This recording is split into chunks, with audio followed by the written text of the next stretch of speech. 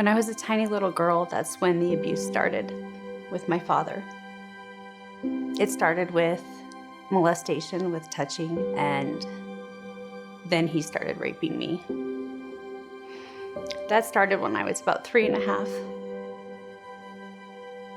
They say that like little kids can't remember that kind of stuff, but I remember. I remember.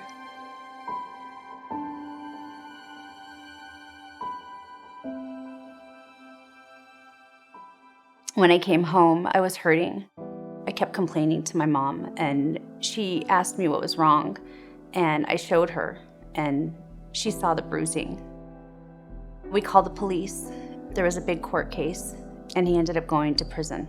And my poor mom, she tried so hard to help me. She got me into therapy, and nothing seemed to help. I was just so broken. I think that when it happened, I literally disconnected from myself. I think that in that moment, something happened where I just checked out because I couldn't wrap my brain around what was happening to me. Like my whole childhood was just filled with one after another, just men sexually abusing me, raping me, molesting me, people at church, which really pushed me away from God even further. Lots of people, most of them, all of them, in positions of power. It broke me, and it caused me to completely have no trust in men. Ruined any idea that God is a loving God. Ruined any idea that men were good. I was diagnosed with borderline personality disorder, post-traumatic stress disorder, bipolar disorder. I was on so many medications, anything to numb me, anything to make it better, because I was just such a mess. I would have outbursts of rage and anger. I was cutting myself, scratching my arms up, hitting my head into walls. I was hospitalized at least 4 or 5 times as a child under the age of 18. It was really bad. When I was a teenager, I wanted to have some kind of control. I gained some kind of control over what was happening to me because I just figured every man just hurts you. So I decided that I was going to be the one to control it. So I started acting out for real. I was very promiscuous when I was in high school because they were going to hurt me anyway. So I might as well be the one that controls it. And it just sent me into a spiral. When I was 18, I got pregnant, and it changed my life. I feel like my son saved my life. He saved my life because God used him and being pregnant with him to talk to me and to show me that I had worth and I had value and that he loved me. My first husband was my son's father. When Elijah was about 1 year old, I think he realized how crazy I was. He was like, yeah, I'm out. Like, I can't do this. So after Steve left, I just started eating. I ate to fill the void in my heart. It's more acceptable to shovel food in your face to fill the void in your heart than it is to use drugs or be an alcoholic or drink to make the pain go away. So that's what I did. I ate. And the medications, some of the medications that my doctor had me on were antipsychotics, and it made me gain weight. So I gained over 200 pounds.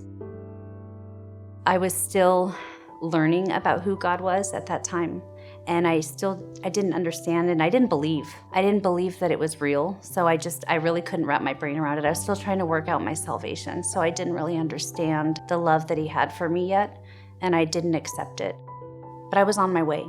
And the only time that I ever had peace was when I was reading the Bible. And so I really feel like God used that time to minister to me. I read the Bible all the time. It was the only thing that gave me peace. So I just read. I read and I ate. That's what I did. And I was just a shell of myself. I was constantly trying to commit suicide. I couldn't even change my child's diapers. My mom had to come over like 5 times a day and change Elijah's diapers for me because I couldn't do it because I was afraid that whatever was in my father could be in me.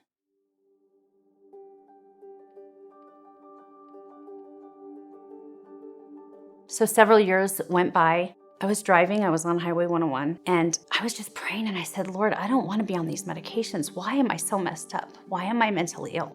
God just touched me in the car, and he showed me that I was never mentally ill. I didn't need any of those medications. And I'm not saying this for other people, but for me, I knew what he was speaking was truth to me.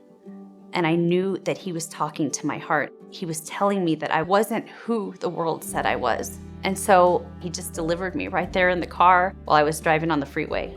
And I never took another pill. That was it. That was the end of it.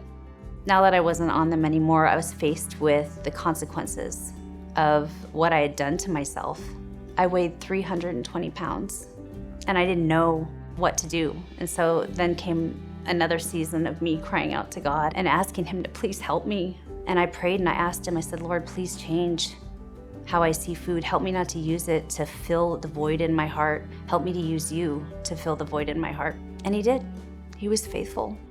So the first year when I started trying to lose weight, I lost 100 pounds. And then I started lifting weights, and then more came off.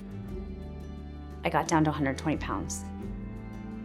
When I do look back on my life, and I look back at where God has brought me from, he has created real beauty out of ashes.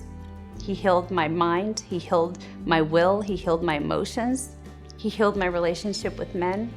He blessed me with a husband who is a good man. And my husband loves me so much. He's so good to me. And I never thought that I would have that.